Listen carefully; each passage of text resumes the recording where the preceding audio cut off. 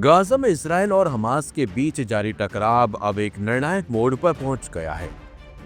Hamas की तरफ से अपने सुरंग नेटवर्क को फिर से सक्रिय करने और बंधकों को उसमें छिपा देने के बाद इजरायली सेना को जमीन के नीचे के अभियानों को रोकना पड़ा है। मानवीय संकट और राजनीतिक दबाव के बीच अब इजराइल एक कठिन दुविधा में फंसा हुआ है। गाजा में इजराइल का महीनों से जारी सैन्य अभियान अब एक अनिश्चित मोड़ पर पहुंच चुका है। कई मीडिया रिपोर्ट्स के मुताबिक हमास ने गाजा सिटी के नीचे फैले अपने सुरंग नेटवर्क को काफी हद तक फिर से खड़ा कर दिया है। इस नेटवर्क में अभी भी हजारों लड़ाके और इजरायली बंधक छिपे हो सकते हैं।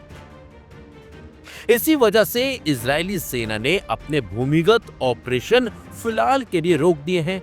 सैन्य अधिकारियों को डर है कि किसी भी तरह की जमीनी कार्रवाई या एयर स्ट्राइक से बंधकों की जान को खतरा हो सकता है। इजरायली सेना का कहना है कि हम बंधकों की सलामती को सर्वोपरि मानते हैं। किसी भी कार्रवाई से पहले उनके जीवन की सुरक्षा सुनिश्चित करना हमारी प्राथमिकता है। हमास की अल कसाम ब्रिगेड्स ने चेतावनी दी है। उधर ही अगर इजरायली हमले जारी रहे तो कोई भी बंधक ना जिंदा मिलेगा ना मरा हुआ। इस बयान ने इजरायल की सरकार और जनता के बीच चिंता की लहर पैदा कर दी है। वहीं इसे लेकर हमास का भी एक बड़ा बयान आया है, जिसमें उन्होंने साफ साफ कहा है कि हम साफ कर चुके हैं कि बंधकों को केवल युद्ध विराम और बातचीत के जरिए ही वापस किया जा सकता है। इसी बीच बंधकों के परिजन सरकार पर दबाव बना रहे हैं कि वे किसी भी कीमत पर अपने प्रियजनों को वापस लाएं। यरूशलेम और तेल अवीव में हुए प्रदर्शनों में लोगों ने सरकार से स्पष्ट रणनीति की मांग की है। वहीं दूसरी तरफ गाजा में मानवीय संकट गहराता जा रहा है। लाखों लोग अपने घरों से बेघर हो चुके हैं। खाने पीने की चीजों, बिजली और दवाओं की भारी कमी है। अस्पतालों की हालत बदतर हो चुकी है।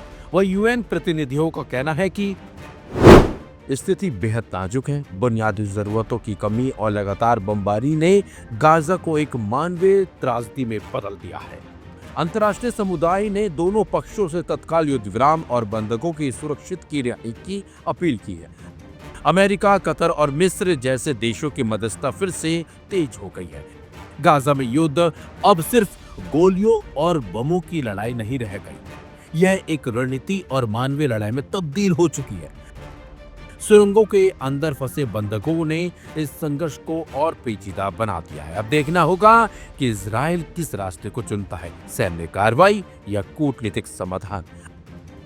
अगर इस मामले में कुछ जल्दबाजी और कोई बड़ा कदम अगर इजराइल उठाता है तो हो सकता है कि हमास के लड़ाके और तमाम जो इसमें संगठन जुड़े हुए हैं वो बंधकों की जान भी ले सकते हैं। ऐसे में इजराइल को सोच समझकर कोई बड़ा और ठोस कदम उठाना होगा ताकि बंधकों को सही सलामत वापस इजराइल लाया जा सके।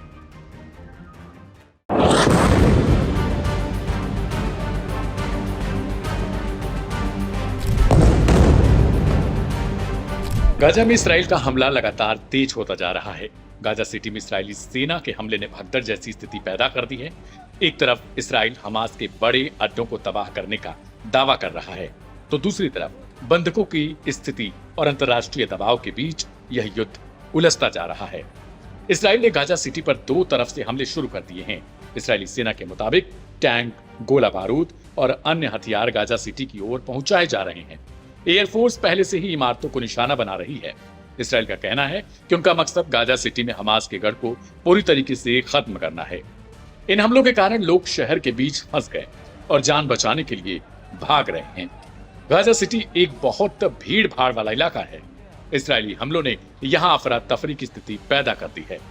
गुरुवार को ही इन हमलों में कम से कम 40 लोग मारे गए। बहुत से लोग अब भी अपने घर छोड़ने को तैयार नहीं है, जबकि गाजा की करीब 35% आबादी अब भी उत्तरी क्षेत्र में रुकी हुई है।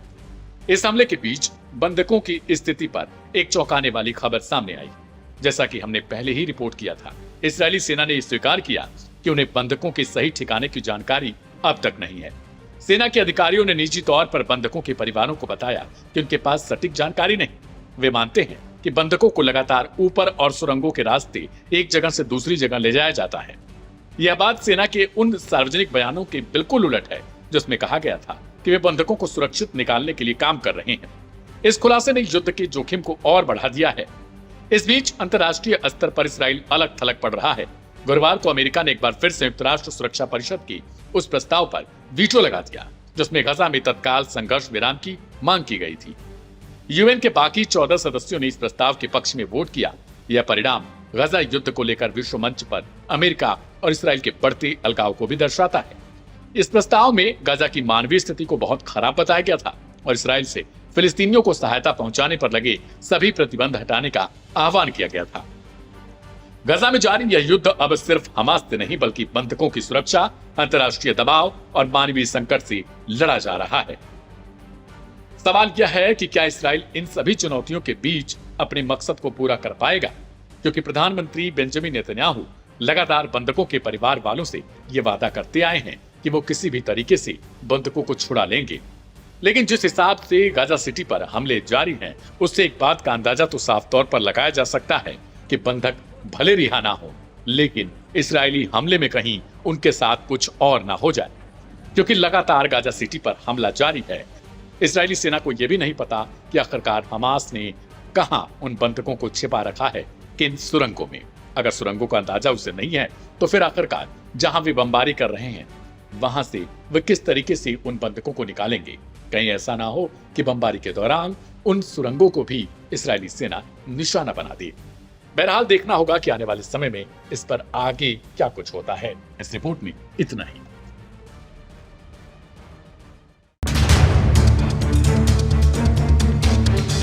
मिडिल ईस्ट जंग का वो मैदान जिसने हजारों लोगों की जान ले ली है, जबकि हजारों लोग घायल हो चुके हैं।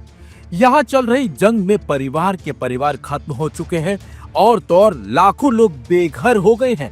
पीड़ित बस यही चाहते हैं कि अब जंग थम जाए, क्योंकि इस जंग का अंत हो नहीं रहा और लोग मारे जा रहे हैं।